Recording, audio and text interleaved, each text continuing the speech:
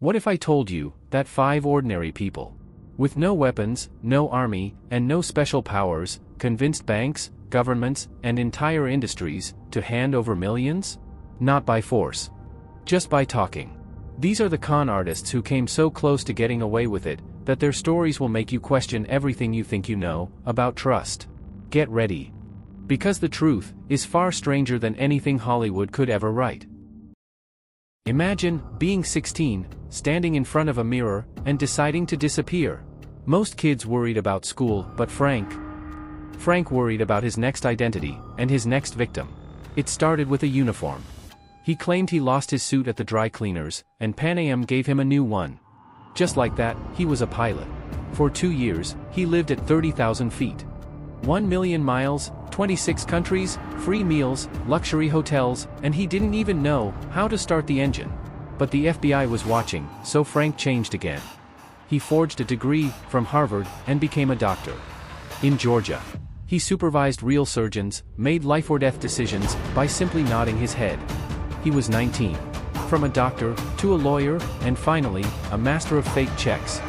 He printed millions, with nothing but a typewriter, and pure confidence. When they finally caught him, they didn't just want him in jail. They needed his brain. The boy who fooled the world, ended up teaching the FBI how to stop the next.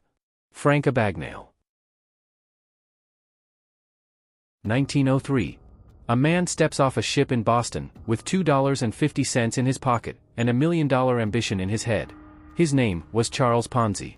He didn't want a job, he wanted an empire, and he found it, in a simple postage stamp.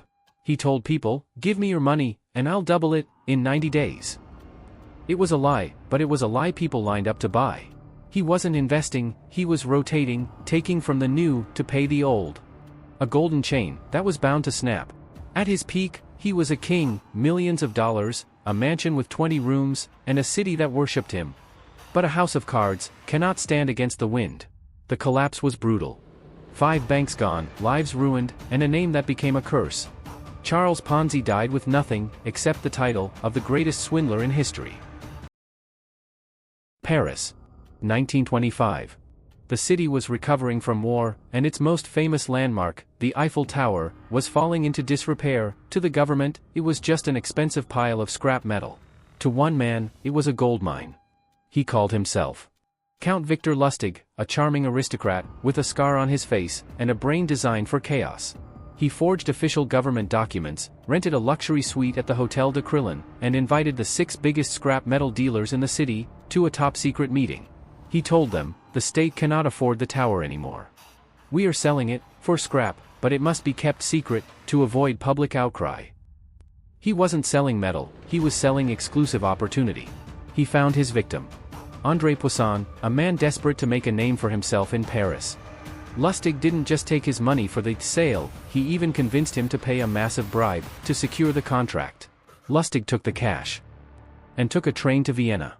Poisson was too embarrassed to even tell the police. He had just bought an empty promise. And Lustig? He nearly did it again, months later. A master of disguise, a genius of persuasion. Victor Lustig died in Alcatraz, but he will always be known as the man who sold the unsolvable. Cleveland. 1897. A woman walks into a bank with a secret that would shake the financial world. Her name was Cassie Chadwick, but she told everyone a different story. She claimed she was the illegitimate daughter of Andrew Carnegie, the richest man in America. She didn't have gold. She had a forged promissory note, worth $2 million, signed by Carnegie himself. Bankers were so blinded by the name, they didn't even check the signature. For 8 years, she lived like a queen. She bought diamonds, grand pianos, and spent money like it was water, borrowing millions from banks, using Carnegie's fake inheritance as collateral. But the truth always finds its way. Carnegie was asked about his daughter. His answer was simple. "I have no idea who this woman is." The banks collapsed, the Queen of Ohio was arrested, and the world realized that sometimes a powerful name is the only weapon you need to rob a bank. The Netherlands. 1945. A man stands on trial for treason, accused of selling a national treasure to the Nazis. His name was Han van Meegeren. To the world, he was a traitor, but he had a secret that would turn the trial into a masterpiece. Han wasn't a Nazi sympathizer. He was a failed artist, who spent years perfecting a lie. He learned to recreate the style of the great master, Vermeer, so perfectly, that even the experts were fooled. He didn't just paint. He aged the canvas with heat, and mixed his colors with plastic, to make them rock hard. He sold a fake Vermeer to Hermann Göring, for the highest price ever paid for a painting. In court, to save his life. Hahn made a confession. "I didn't sell a treasure. I sold a fraud." To prove it, he painted his last masterpiece, right there, in front of the judges. The man who cheated the Nazis, became a national hero? He died shortly after, but his story remains, a reminder, that art, is the most beautiful lie of all. 5 men and women. 5 impossible lies. They didn't use weapons, they used words. They didn't steal with force, they stole with confidence. Their stories remind us that the world isn't always as it seems, and sometimes, the person you trust the most is the one wearing the perfect mask.